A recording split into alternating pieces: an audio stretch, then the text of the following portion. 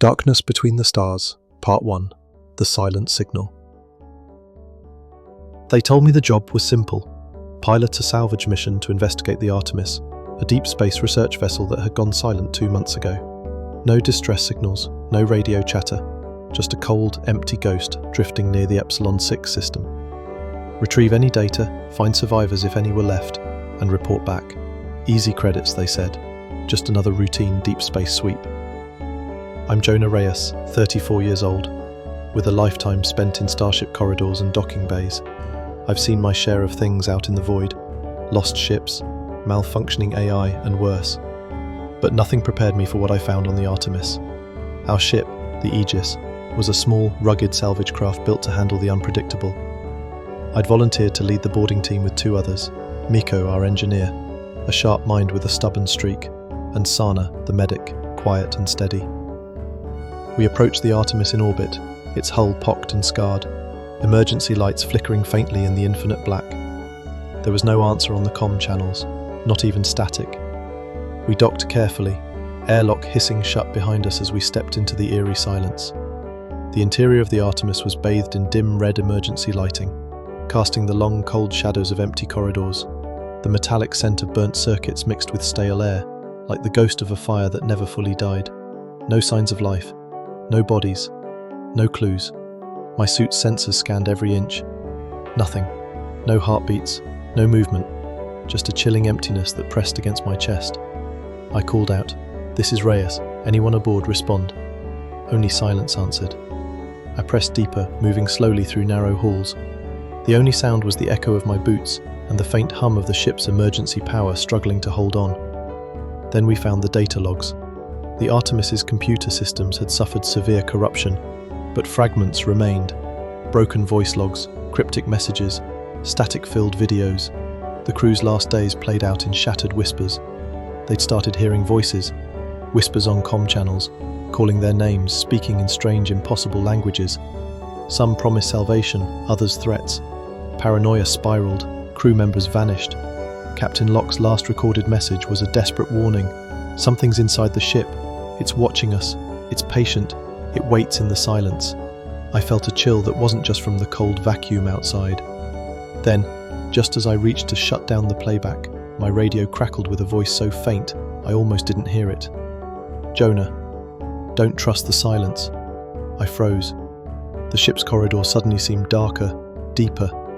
The silence wasn't empty. It was listening. Part 2. The Darkened Halls. The words echoed in my mind, "Don't trust the silence."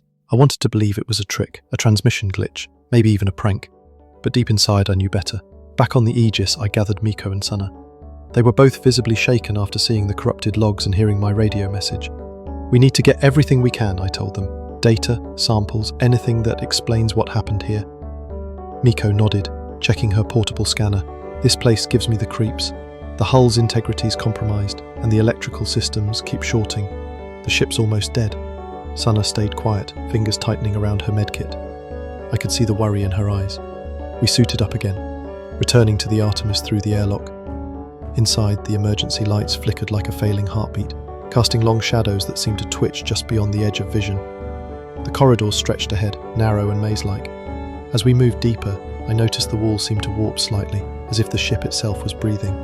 My sensors detected subtle temperature drops in pockets, cold spots that chilled my bones.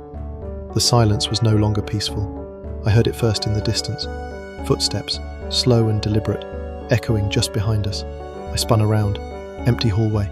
I called out, voice steady despite the rising dread. "Miko? Sana? Anyone?" No reply.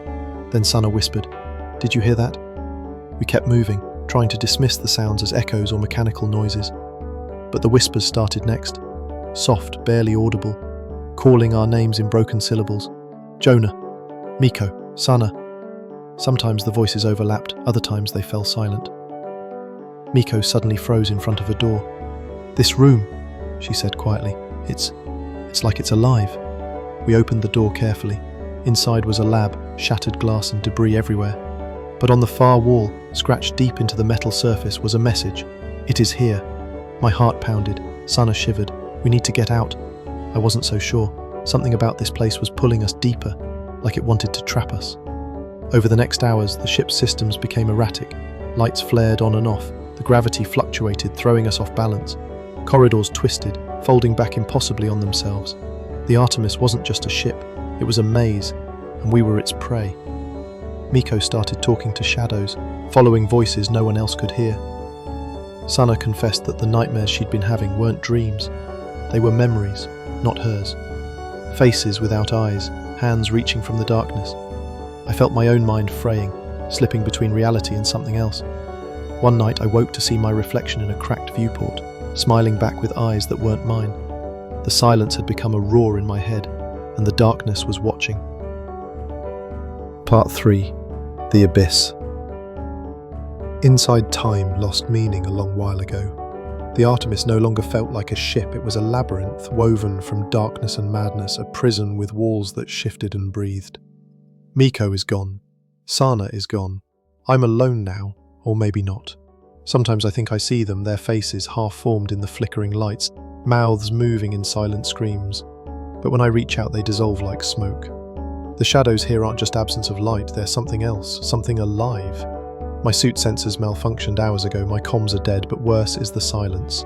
Not the quiet void of space, but a heavy, suffocating presence. A silence that presses on my mind until I hear things.